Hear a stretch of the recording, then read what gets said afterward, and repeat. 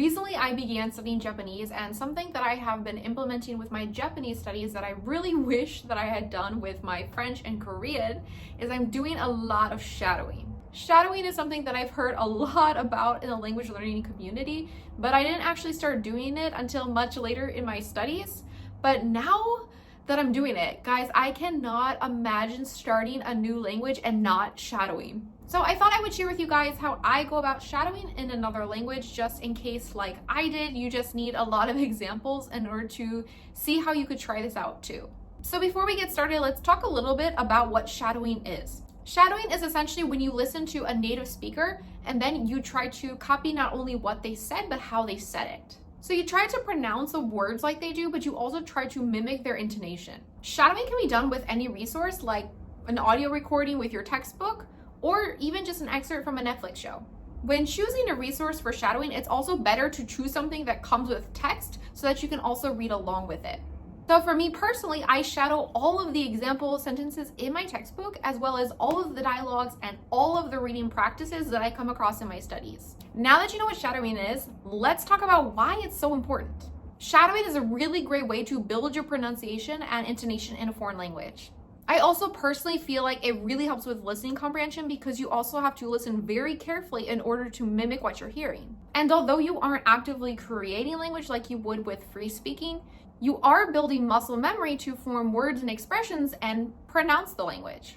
And I find that there are a lot of things that you subconsciously internalize about the language, like grammar patterns and sentence patterns and expressions that will translate into better speaking too. So recently I've been learning Japanese with this book, and in each chapter there's like 1 or 2 dialogues where you can read and listen to. So I thought I would walk through the process of exactly how I go about shadowing with this book. So first I listen to the audio for the dialogue and I just read along as I'm listening. And then after that, I will go back and reread the section. And I make sure to look up the words I don't know. And I just spend like a couple minutes making sure that I understand the text before I begin shadowing. Then what I do is I will go back and I will replay that audio, and every time there's like a small pause, like at the end of a phrase or a sentence, I will pause the audio and then try to repeat that little phrase or sentence that I just heard. 日本にはいつ戻ってきますか? いつ戻ってきますか? I really don't care how choppy I sound at first because I just want to make sure that I'm focusing little piece by little piece and just really making sure that I'm getting good practice in. I will notice that there are a few sections in the dialogue where I might start to trip up over, and so I will just essentially repeat this process over and over. I keep shadowing it. I might even specifically focus on those difficult areas just until I get to a point where I feel comfortable.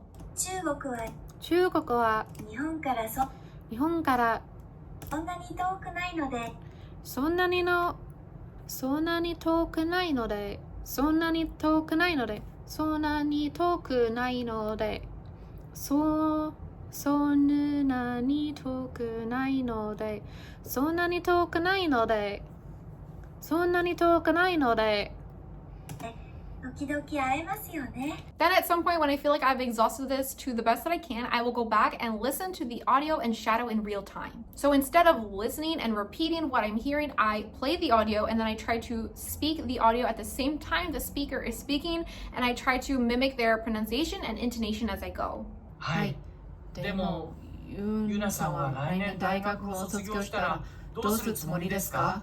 I may struggle to do this at first, but I just do it a few times until like I feel like I'm at the best place I can be. Then I find if I return to this shadowing practice like another day, the next day, essentially after getting some sleep and some time away, if I come back and practice that shadowing again, I feel like suddenly I am much, much better at it.